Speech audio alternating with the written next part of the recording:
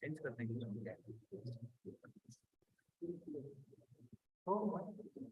बोलते इसको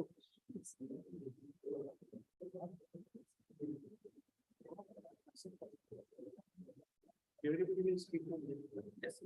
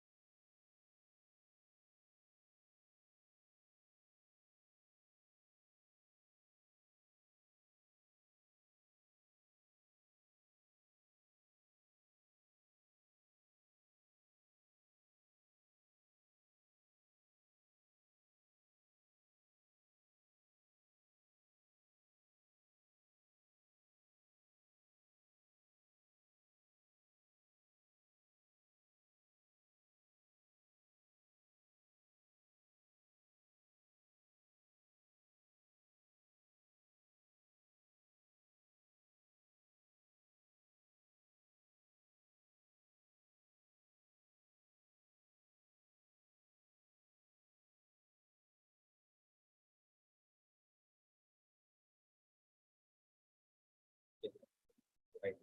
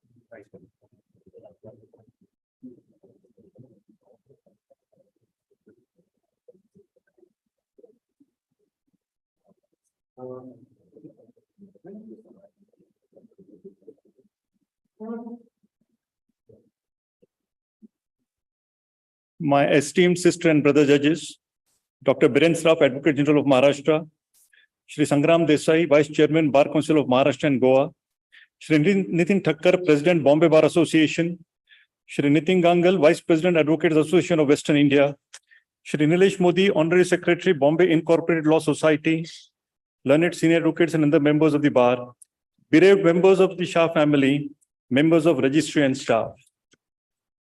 We have assembled this morning to pay homage to late Justice Ishwarchand Gulabchand Shah, a distinguished former judge of the Bombay High Court, who departed for his heavenly abode on April 9, 2023 at the ripe age of 91 years at his Mumbai residence. Parting is always painful, and it is really sad that Justice Shah is no longer in our midst. However, his lordship will be remembered for living a life full of honesty, hard work, and achievements, and would remain as one worthy of emulation. Therefore, instead of mourning his death, let us celebrate his life and works and imbibe his qualities and ideals.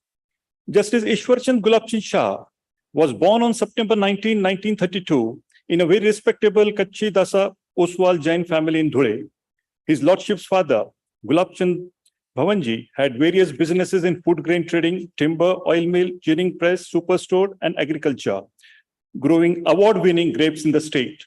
His lordship's family was very active in political and social fields.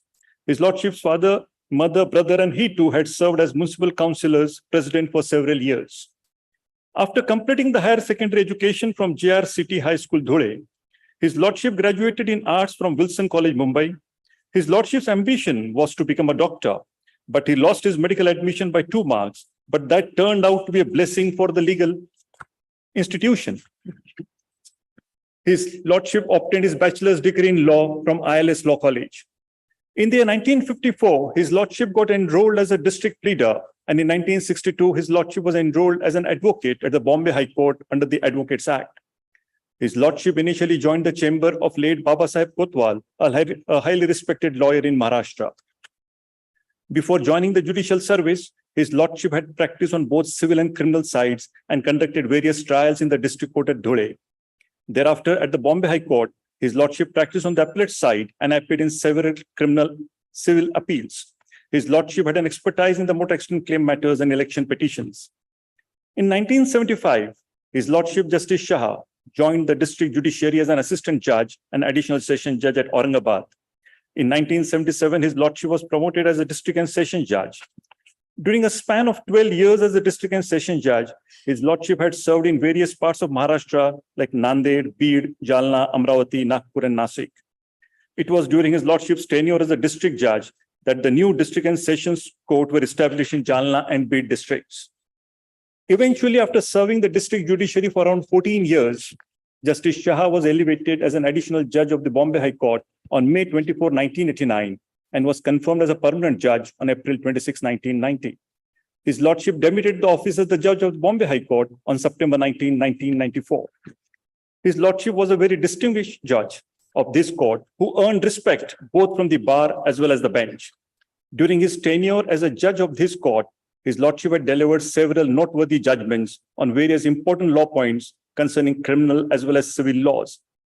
It would be difficult to talk about his judgments in detail for their sheer volume, but after going through his judgments, one can certainly say that they were filled with a sense of human approach with social justice in mind, yet within the strict framework of law. After demitting office, his lordship was designated as a senior advocate and practiced as such in the Supreme Court for almost 5 years. Thereafter, his lordship took up practice in arbitration, which his lordship continued for around 6 years. Personally, I was fortunate to appear before his lordship at Aurangabad. His lordship was considerate to juniors. He had a calm and cool composure on dais. His lordship used to play tennis regularly at City Club Aurangabad. Beyond tennis, his lordship also loved cricket. Further, I'm informed that his lordship was instrumental in formation of Rotary Club of Dhule in 1958, and later on in 1964, he became its president and reached the top post of district governor in the then Rotary District 305, comprising of Western Khandesh, Gujarat, MP, Rajasthan, and parts of Uttar Pradesh. It was with the help of his lordship that the first English school, Canossa Convent, St. Xavier, was set up in Dhule, despite stiff resistance from Dhule community. His lordship was also one of the main pillars to start Kachi Dasa Oswal Jain boarding in Dhule. His lordship was conferred with Kach Ratna award by his community at the conference of Samasta Mahajan held in Bhuj for his outstanding contribution to the community. His Lordship was a devout Jain and also an ardent devotee of Lord Hanuman. His Lordship followed a disciplined lifestyle and was upright and straightforward throughout his career. His Lordship is survived by his wife, Srimati Vandana Shah, son Naresh Shah, a financial advisor staying in Nasik, and daughter Kavita, who is settled down in Australia. I hope and trust that the family members of his Lordship would faithfully carry forward the legacy and ideals left behind by his Lordship. On behalf of my sister and brother judges, and on my personal behalf, I extend heartfelt condolences to the members of the bereaved family and pray to the Almighty to bestow peace upon the departed soul. May his soul rest in peace. Om Shanti, Shanti, Shanti. Honorable Acting Chief Justice Shri S.V. Gangapurwala, the Honorable Judges of this court, Mr. Sangram Desai, the Vice Chairman of the Bar Council of Maharashtra and Goa, Mr. Nitin Thakkar, the President of the Bombay Bar Association, Mr. Nitin Gangal, the Vice President of the AAWI, Mr. Nilesh Modi, the Honorary Secretary of the Incorporated Law Society, the learned officers of the registry, the family members of late Justice I.G. Shah, and my fellow advocates. My lords, I address your lordships today also on behalf of Mr. Anil Singh, the Additional Solicitor General of India, who could not remain present today. Justice Shah was born in 1932 in Dhule. Though he left Dhule later in his professional pursuit, he had a very deep bond with his birthplace. I'm told that even in his last few months, he really wanted to travel to Dhule to be there with his larger family. It is there that he started his practice as an advocate, and starting his journey as an advocate, he joined the judiciary as an assistant judge in 1975 and rose to become the district and session judge, and then as a judge of this honorable court in 1989, where he served right till 1994. Within a relatively short career of just 5 years as a High Court judge, he authored several important judgments on diverse subjects, including direct and indirect taxes. He was part of four full benches which decided complex issues of tax laws. In Commissioner of Income Tax versus Shri Nirmal Commercial Limited, he ruled that deposits accepted by an owner of a building from shareholders against which they were given the right to grant occupancy of floor space in the company's building was taxable as business income and not income from house property. In Pimpri-Chinchwad Municipal Corporation versus Siva Dular Mishra, his lordship interpreted the taxation rules under the BPMC Act and held that an amendment in the rental value fixed could not be applied retrospectively to construction which had been completed before the amendment. Justice Shah also handled assignments for hearing criminal appeals and company petitions. Though I never had the privilege of appearing before him, I attended his court as a law intern. As a judge, he was very patient. His years of training as a judge helped him handle the court firmly, but without being harsh to anyone. He handled diverse subjects of law with equal ease. I had the privilege of knowing Justice I.G. Shah personally. He was a very affectionate family man. He was always ready to help people, particularly from places where he had been as a lawyer and a judicial officer. He counseled young lawyers and guided them in their career. It was his sense of service above self that kept him associated with the Rotary movement. And through the Rotary movement, he participated in contributing for the welfare of the society as a whole. He was very conscious about the protection of environment and won't let anyone even put a nail on a tree. He was a prolific reader in wide range of subjects with special interest in human science and humanity. An avid bridge player and tennis player till his last day. So passionate was he about cricket that he would break a coconut in the Hanuman Mandir before an important cricket match of India. After living a fulfilling life, Justice I.G. Shah left for the heavenly abode on 9th April 23. In his passing away, we have lost not just a distinguished judge, but a very great, fine human being. On behalf of the Union of India, the state of Maharashtra, and all my fellow lawyers, I express my heartfelt condolence to the family of the late Justice I.G. Shah and join the Honorable Chief Justice and others in prayers for the peace of the departed soul.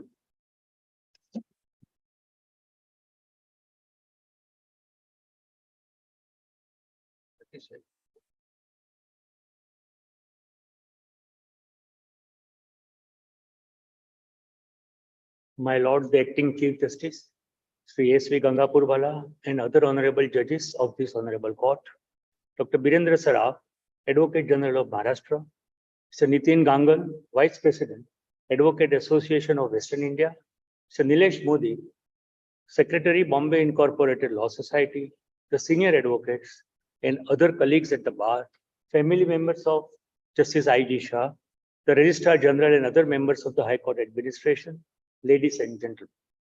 I fully associate myself with the sentiments expressed by my Lord the Acting Chief Justice and the Learned Advocate General on passing away of Justice I.G. Shah at a ripe age of 91 years. I don't want to repeat anything that has been said, but I want to recount his large-heartedness by referring to an incident that is recounted by Senior Advocate Mr. Rohit Kapadia. Justice I.G. Shah took up several trial matters on original side during his tenure as a judge, where witnesses were examined in open court. In one such matter, Mr. Kapadia's client was under cross-examination. The witness had produced a document and he was asked a question in cross-examination. From where did you get the document? The witness answered, from the register in the office of the sub-registrar. The witness was then told by the cross-examiner that there was no such register. The witness, however, stood his ground and confirmed that there was such a register in the office of the sub-registrar. At this point, Justice Shah interjected by stating that he was also practicing prior to becoming judge, and according to him also, there was no such register. He told the witness that he was lying. The cross-examination continued till the end of the day. In the evening, Mr. Kapadia instructed his attorneys to personally go to the office of the sub-registrar and obtain a certified copy of the register if there was there. The next day, cross-examination continued, and the attorney was able to get a certified copy by 12:30, and he was in court when the certified copy of the register, with the certified copy of the register, and gave it to Mr. Kapadia. While cross-examination was going on, Mr. Kapadia sought permission of the court and asked the witness to step out of the courtroom. And he showed to the learned judge the certified copy of the register, which showed that such register was maintained by the sub-registrar's office. The learned judge was satisfied. Mr. Kapadia then sought permission of the court to step out and speak to the witness to tell him that he did not lie the previous day about the existence of the register. Thereupon, the learned judge said, "Why should you step out and call him? Call him here, and I will tell him that he did not lie." The witness was called in, and the learned judge apologized. How magnanimous. The Bombay High Court is made up of such fine judges who have strong character and who never shied away from admitting mistakes, if any, made by them. We lost one of them recently. On behalf of myself and Bombay Bar Association, I pay my humble respects and pray to Almighty that his noble soul achieve eternal peace. Om Shanti.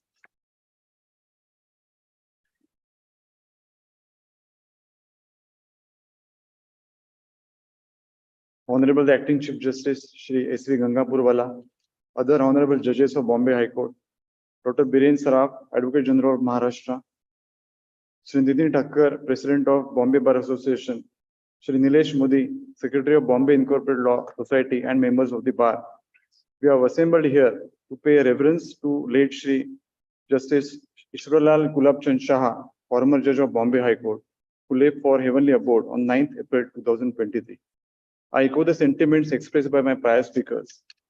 Despite having a lucrative family business of food grain training, timber merchant, oil mill, green press, superstore, and grapes in the state, Justice Shah chose a judicial practice and joined the well-known chambers of late Babasaheb Kotwal in the year 1958.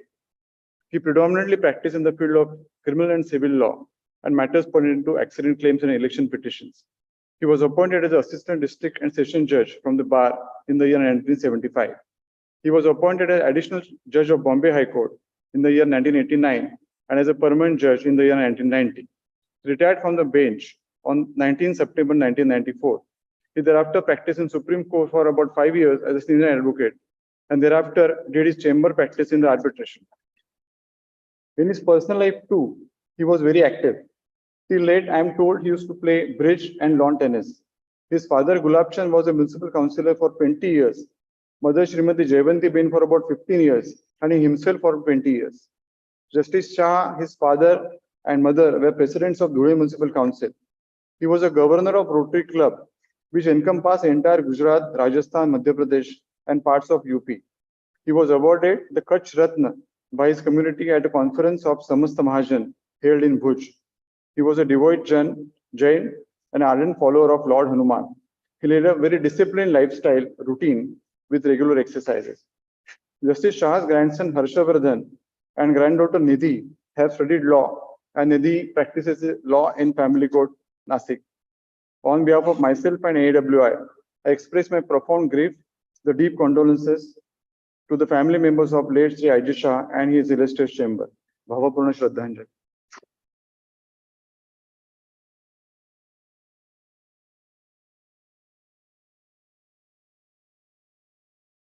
My Lord, the Honorable Acting Chief Justice Shri Ganga Purwala and the Honorable Judges of this Court, Learned Advocate General Shri Birendra Saraf, Shri Nitin Thakkar, President of the Bombay Bar Association, Shri Nitin Gangal, Vice President, Advocates Association of Western India, family members of Justice Shah, and esteemed colleagues and friends. We gather today to remember another legal stalwart who has made a mark in the legal history of India. I fully endorse the views of my Lord and my learned colleagues. Being the last speaker, I'm not left with much to say. Since his appointment as the district leader in 1954, till the time of his retirement in 1994, His Lordship I.G. Shah has played an important role in the legal field. From his elevation as an assistant judge in 1975, promotion as a district and sessions judge in 1977, to his appointment as an additional judge in 1989, and thereafter as a permanent judge of this honorable court in 1990. Justice I.G. Shah has had a long journey on the bench, delivering several important judgments. Time is too short for portraying His Lordship's vast achievements during his tenure, as well as after his retirement as a judge of this court. We have already known that he has been awarded certain prizes and he's been respected by his community. I cannot resist myself from referring to the full bench decision in the case of Shri Nirmal Commercial Limited, which the learned Advocate General had referred. Justice I.G. Shah was a part of this bench and was in fact the author of the judgment, deciding very important questions of law under the Income Tax Act, which is referred to the larger bench. Justice I.G. Shah was very calm and composed and meticulously wrote his judgments with his vast experience and knowledge. On behalf of the Bombay Incorporated Law Society and its members, I convey our deepest condolences to the bereaved family. May his soul rest in peace. Om Shanti. As a mark of respect to the departed soul, we should rise and observe a minute silence.